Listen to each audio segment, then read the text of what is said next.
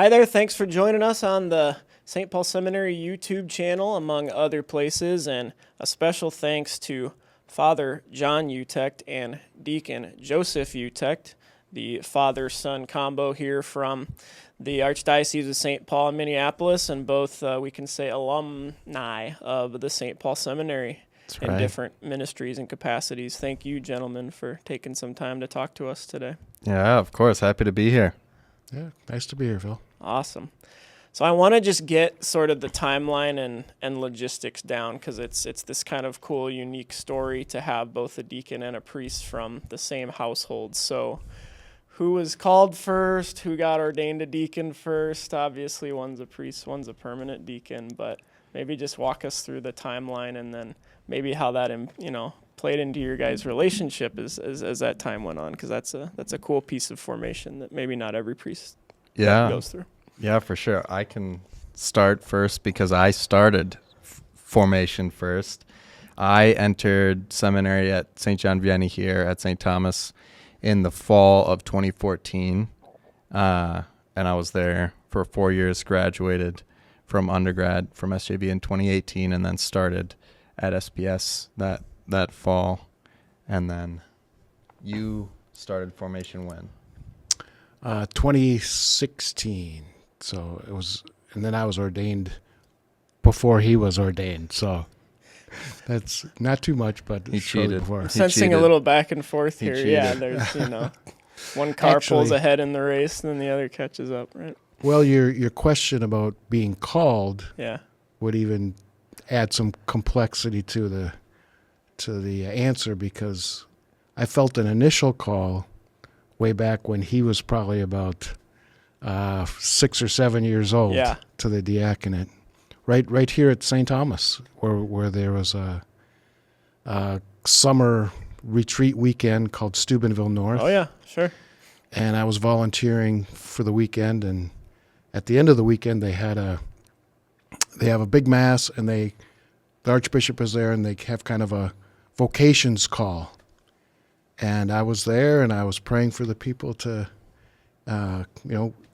respond to a vocation, and all of a sudden it felt like, this is for you, for the diaconate. And so that didn't materialize right away. It took some time, but that was kind of where I first felt that call. Yeah. You hear that a lot with permanent deacons. You might feel the call, and the state of life has to match up, because your first vocations to your kids and your family. Exactly. So how did that process work out for you? Was it something like, all right, as soon as the nest is empty, we're doing this, or was it kind of something that you and your wife worked through? No, at the time we had 5 children in grade school or preschool. So, and then both our mothers were widows. And so we had the sense of, let's take care of these things first. And so it went way on the back burner for me. And it wasn't until John started SJV, and they had a weekend reception at the Chancery for parents of seminarians. And so I show up 2:00 on Sunday for this reception for parents of seminarians, and Deacon Joe Mahalik was in the parking lot, and I know him, and he's laughing at me. And it found out that this reception for parents of seminarians was Saturday at 2:00, and this was Sunday at 2:00. But there was a reception for deacons. No way. And so he said, you should come on in. And so I went in, and the Archbishop invited me to socialize a little bit and have some food. And Deacon Mahalik's wife said, I don't think it was a coincidence that you came on the wrong day. Exactly. Have you thought about being a deacon? And so that put it back on the forefront and put things in motion. So I do have his initial year in the seminary to be thankful for. That's what got me started. Some providential misreading of the calendar. Yes, too. exactly. It's good to know that happens to other people, not just me. How about you, Father? When did you kind of first feel the calling to the priesthood? I know you've shared your vocation story. Actually, in this studio, I think we were just talking here a a couple years ago, maybe even close to the day Yeah. you're getting ordained. Now all of a sudden you've been a priest for 2 years. But walk us back through at least briefly Yeah, what for sure. the journey's been like for you. It was really when I was serving on net. So I graduated high school in 2013 and then served with Net Ministries for 1 year. And it was just during that year of growing, developing a daily prayer life and being in a ministry. And both my dad and mom served on net way back in the day. So it's a powerful year, just growing as a person as well. So what do you do during that net year for the uninitiated? Yeah, it depends on what type of team. Typically, there's kind of two kinds of teams. There's discipleship teams, which will be at a parish or a school, and they'll be there for 9 months for a whole school year, just helping to build up kind of the youth group or the campus ministry or just in general the faith of that community. And that's one kind. The second kind is a retreat team where they'll literally travel in a van across the country.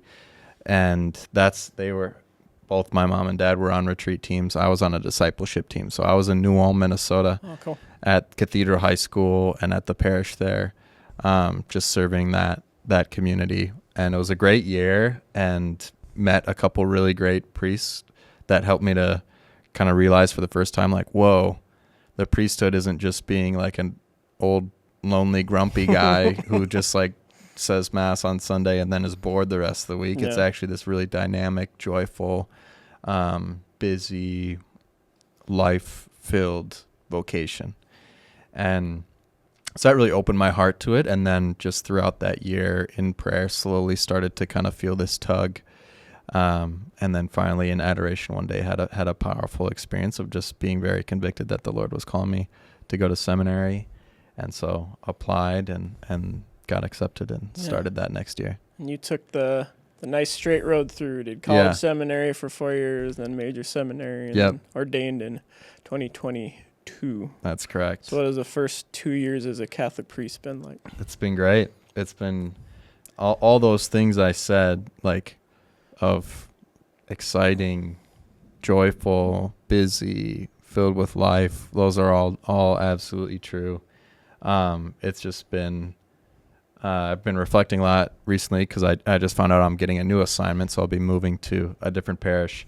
And so I've been reflecting a lot just on my current assignment and what's been happening there.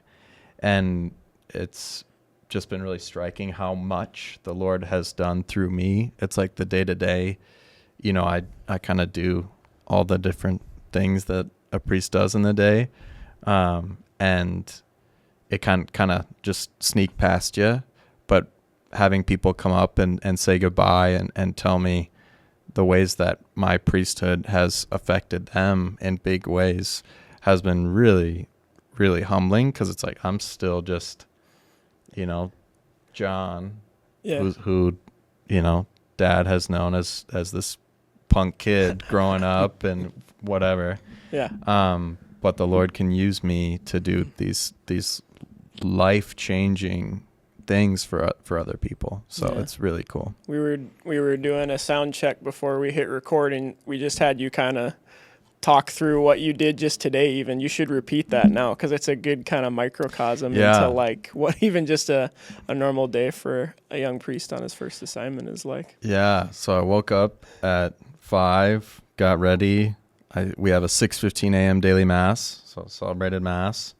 Then I had breakfast with a friend at the parish, and then I had another mass. We have a school mass Wednesdays at 9 a.m. So we had students, and then also some benefactors were invited to join. And then after that, I had a couple different meetings and just some work in the office. Then we had practice for our second graders are making their first communion this weekend. So we had a little practice with them going through that. And then after that, some more little office work and stuff. And then came over here for this. Then we drug you back to seminary for an interview. So that's a good example of that. So thanks for sharing that. Yeah. Deacon, you were ordained in December of 2019. So 4.5 years ago or so. What's What's permanent diaconate ministry been like for you? There's been a lot that's happened in the world and in the local church even in that time. Yeah. Oh, it's been a gift. It really is a wonderful way to serve. It's been being a part of a parish and getting to know people and connecting with them, being a part of the men's club, helping young parents prepare for baptism. It's been a big part of what I do, as well as preaching every other Sunday. And one of the things I love to do the most is just proclaim the gospel. Yeah. I didn't think that would have such an impact on me initially, but being able to just proclaim the words of Jesus, the gospel, has been kind of the most moving for me. And also, just last week, I had an opportunity for our faith formation class to do some time of adoration and benediction. And that was one thing I had no idea, that a deacon could do benediction. I don't think I knew that till just now either. Yeah. Yeah. Yeah, it was just, and it's really a blessing to do the blessing. Mm-hmm. But actually, God does the blessing. Yeah. Through the Jesus presence in the monstrance, and it's a gift to do that, and just to sit and pray with people in adoration and benediction has been Sure. a beautiful part too.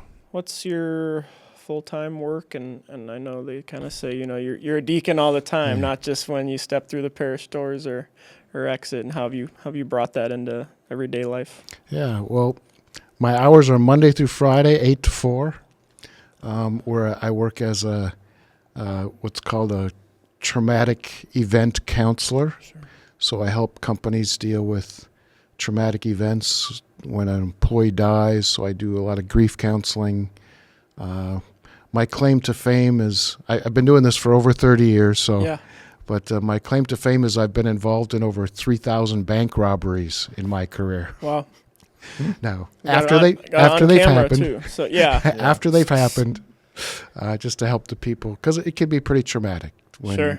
Yeah, And this is dangerous situation. nationwide, all across the country. Wow. So help companies and banks and managers and human resources people help their employees get through some of those difficult times. Yeah. What role has your faith played in that? I mean, it's obviously not a situation where you can just come out and proselytize, throw the book at people. But, I imagine there's elements of faith and truth and beauty you bring to it, but then also, it takes kind of a special heart or disposition to be exposed to that much trauma on a daily basis. Yeah. Too. You do have to be cautious, because there are people, obviously it's the general public, could be of any faith, Yeah. no faith, resistant to faith. But I find that, especially one-on-one, if I just ask a question, I just actually did this earlier today to a person I was meeting with, has faith been a part of your life at all? And it opens the door, Sure. if it has, and they want to talk about it. And it just shifts the conversation too. Yeah. And especially when you're talking about something as enormous as death, that it's the answer to help people is our faith. Our belief of eternal life and the gift that God's given us. And I can't always give that to people. Yeah. And so when it does come up, it is a blessing to do that. Yeah. I suppose there's ways you give that maybe indirectly too, by helping them come on their own wherever they're at in their faith journey to a place of hope. What is the if someone was asking you what the Catholic Church has to say to someone who's been through trauma, or what does Christ have to say to someone who's been through some serious trauma in their life? Well, if we get this far, sometimes we won't quite get that far, but if we do, it's that God can make good come out of evil. And the greatest example of that is Jesus on the cross. Yeah. The most horrendous thing to see, the Son of God, the person who did all this healing and just nothing but good, and to be crucified was just this horrendous thing, this horrendous evil. but God brought about the great good. And so that's it reminds me a little bit about one of the things that a deacon gets to do as well is to chant the Exultet at the Easter Vigil. And in the Exultet, there's a line about the happy fault, Yep. the sin of Adam, and normally we look at that as a terrible thing, but that brought us so great a Redeemer, and that really sinks in for people who have been through difficulties, that somehow God can be a part of this with you. Yeah, that gives those an answer. I'm sure you've already seen it in your priesthood too. That kind of existential question of why would a good God allow suffering too? The church has answers to that. Yeah, for sure. There's been lots of different encounters with people, and I've only been at the parish at Our Lady of Grace, the parish I'm at currently, for 2 years, and so I've seen lots of different people at stops along the way. Yeah. From either the loss of a child or some really challenging event in their life, and then other people who are kind of just past that phase, and then other people who have suffered tremendously some great evil, some great loss, but through that the Lord has been able to turn that, like Dad said, into something really really powerful, and this great witness to others as well, not just in their own life, but to so many other people in our parish community. So good.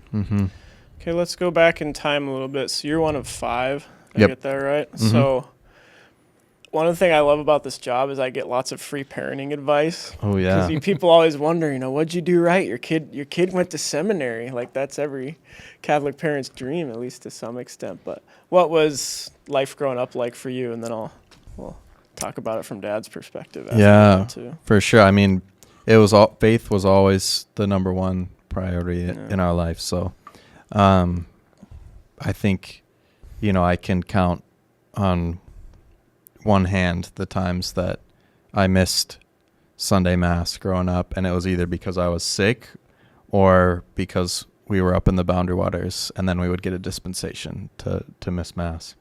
So faith was the number one priority in the family for sure. And we'd pray together every morning before school. We'd pray like a decade of the Rosary in the evening together, and then Saturday mornings we'd also have some prayer time together as a family. So there's a lot of prayer together as a family, which as a parent, one word of advice: you might have a punk kid who isn't very excited to be praying together for a certain amount of time on Saturday morning, when he'd rather be playing outside or doing whatever. But it certainly had a big impact on my life, and like, not just what we would learn in that time, but also seeing Mom and Dad and the way that they would pray, seeing that this was a priority for them, was huge, because they're the first teachers, and so that certainly had an impact on me. But yeah, lots of prayer, a commitment to Mass, to the sacraments, going to confession regularly, and also just living that out themselves, of imperfectly, for sure. But it's like, it was clear that this wasn't just something that we would talk about. It was something that they lived out as well. Yeah. How'd you guys prioritize that as parents? It's the prayer piece and the faith.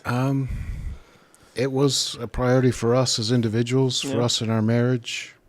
So it was a really crucial part, that we wanted our children to grow up to be saints, to live a holy life, and we've been praying for them before they were born till up till today.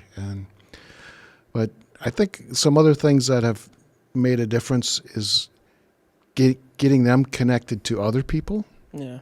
because we can only do so much as parents, and his experience on net was one example.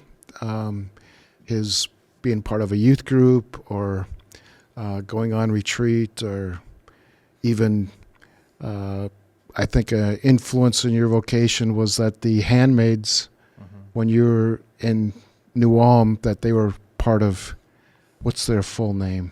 The Handmaids of the Heart of Jesus Yeah. are some religious sisters that are their mother houses in New Ulm. Now they're spread out and have convents. Yeah. And I think they had him on their radar as someone to guy. intercede for. And Probably. so I think his vocation has a little bit to do with that's their awesome. calling as well. New Ulm's kind of got it going on a little bit. It's just this kind of beautiful great small place. town, really Yeah. rich. The cathedral there Yeah. is. It's not the biggest, most opulent place, but it's just It's beautiful. It's kind of alive. I like. Yeah. It's cool. You got to spend some time in Yeah. kind of that smaller. Just teaches you the value of community, Right. which you got through other places too. But Yeah. you can definitely see that. Did you guys do a lot of Boundary Waters trips as a family? Yeah. I mean, That's like a spiritual experience itself. Oh, when you it's go great. up there. it's great. I'm going No. up in a couple weeks. Are you? Yep. No phone signal. It's the best. No one can email me if they wanted to. Yeah, they can. It's He's amazing. Father's not seeing it till he It's gets back. amazing. Yeah. If he gets back. Right. Right. Exactly. I You might can- just stay up there You can forever. keep it relaxing, or you can go kind of Yeah. hardcore and That's my retirement canoe plan. and portage for miles and miles Right. and miles if you want. Right. So I'm just going to just retire and then just go up into the Boundary Waters and just see how long I last. yeah, And Well, if a one- bear eats me, that's it. One time, John and I went up, just him and I, oh well, and My I first time. I was 12. pushed him a little more than I probably should have. But we finally got to the campsite that we were wanting to go to, but there were people at it. yeah, And so I said, stay here, I'm going to just check it out just to see how long they might be there. And the people there were actually having kind of their own memorial service for their dad oh who had passed away and loved to go to this campsite. man, So it was, like you said, it's a pretty powerful place for people. But they said we're only going to be here another hour or whatever. So we ended up being able Wow. to get to the campsite. Huh. But it's been a good place for us to just get away from all the distractions and been doing it we did it with brother-in-laws and uncles and nephews for a good 20 years. I think it's the most remote. I've only been once, but I think it's the most remote place I've ever been in terms of just off the grid and kind of experiencing God's creation and nature. And I don't know. I just think, especially as the world gets more and more kind of digitized, like, we're really lucky to have that within driving distance. And you don't have to go to the Boundary Waters to get this, but just to like get way in touch with like reality and know nothing artificial, like everything here is natural and created by God's hand, and then experience that with family or other men too. I think is really powerful. Yeah, it's great.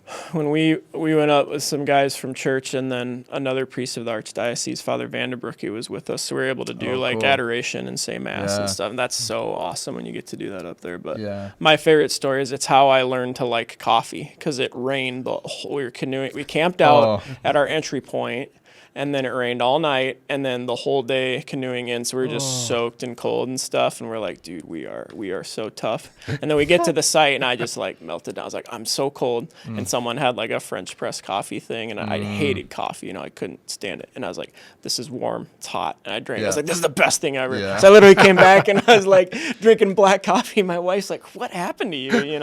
So but, That's amazing. Good experiences up there for sure. So Yeah, it's great as a priest because, like I said before, when we would go, we'd have to get his dispensation if we were going to be there over a Sunday, and then we'd take some prayer time on that day. Sure. But now we can have mass every single day. So my first mass as a priest, typically you have at your home parish, and so it was at St. Elizabeth and Seton and Hastings, our home parish, and then the next day, drove up to the Boundary Waters with 3 of my classmates, and so my second mass was on the back of a canoe in the Boundary Waters. That's living. It was awesome. That's so beautiful. So yeah, it's Praise pretty God. sweet. What's mom/wife's role in all of this? Behind every holy man, there's a holy woman, as they say. But there's a holy woman behind at least 2 men here. So Yeah, she's incredible. I mean, amazing. Balances me out. Sometimes I'm, good cop, bad cop kind of things, but she's just got a compassion and love that's really a beautiful way to, and has cared for our children. They just know they're loved, and she's been a great support for me in my vocation. It's not easy to be a wife of a deacon because she's literally sharing you with the church. yeah, And there's times when she's sitting by herself in a pew while I'm on the altar, but she's embraced it and has seen it as a way for her to serve. So, sure. Mm-hmm. Yeah, I'd echo a lot. I'd say the biggest thing for me is just like always growing up, even, now, it's like always knowing her love for me, no matter what, and just how that reflects God's love for me as well, and as well as like Our Lady's intercession. Like I know she's always praying for me and always taking care of me and everything. So she really is an image of and a reflection of God's love for me and Our Lady's love and intercession as well. So grateful, and also just a great example to me of like womanhood, Yeah. of just that like grace and beauty and love. So yeah, she's a good one. She's a keeper. Yeah. That's great. Last one for each of you, and then we'll get you out of here. What's we kind of talked about the prayer piece, but what's one other either just piece of advice or thing that really worked well in your family when it comes to just raising good Catholic kids? People are going to be asking you this question a lot as a priest, and you've lived it too, so you probably both have good perspective on it. Yeah. I'll let you go first. well, a couple things. One is obviously my own personal faith, that when they see their father praying, when they see me saying, let's go to confession, to be that example as a father. And also, you brought up my wife, Margaret, that our marriage being a priority helps them to see that, I've made this covenant to her before God, and to honor her and care for her. And making that a priority has been a real component. I mean, ultimately, the call to priesthood is a personal call, and there's many parents who probably have done a much better job as holy parents raising their children that didn't have a vocation to the priesthood, but yet there are things that we've really taken to heart and have prayed for our children, and God's really blessed us in our children. And there was one moment where when John mentioned the first Mass he had at St. Elizabeth Ann Seton, and I was assisting as a deacon, and there's a part where the deacon turns to the presiding priest before proclaiming the gospel, and he says, "Bless me, Father." And all of a sudden I turned to John, was presiding, and I turned to him and have to say, and it was just like, it was this moment of just, I'm asking for God's blessing of my Father in heaven through my Son. And it just really was a moment I'll never forget, that being, having that relationship with the Father is what carries me through. So. Yeah. Beautiful. Mm-hmm. Yeah, I'd also add the importance, and you spoke about it a little bit, of having other people, of having community, and that's one thing that at Our Lady of Grace I feel like is so alive. There's this community of families who walk together and come to Mass together but then also like hang out together and live life together. There's this group of families that I've gotten to know. They call themselves the Pew Crew because they all, started coming to OG with little ones, and like their kids are in school together, and they just happen to sit next to each other in this section of the church for mass, and slowly got to know each other and became really close friends. And like that's what a parish is supposed to be like, is this extended family and this place to walk with each other. So having people like that, both for the parents but also for the kids to have other friends who they see like, oh, he loves Jesus too, he goes to mass too, is huge. And then as well as just like the importance of living joy, I think is huge, of seeing authentic joy in people of faith is so huge, especially for our culture today, that oftentimes I think sees faith or sees going to church as like this musty, grumpy, stern thing, when it's like the Lord calls us to life, to joy, to love, and that's attractive. Like when you see someone alive and just on fire with the faith, that's attractive. And so surrounding yourself with those people and being those people yourselves, I think is huge. Amen. Well, thank you guys so much for the time. This is great. Could go a lot longer, but Nailed it. Time constraints. So well done. Thanks, really Phil. appreciate it. Thank you, Phil. We'll look forward to seeing what God's got in store for you down the road. Amen. All right. Glory to Thank you. God.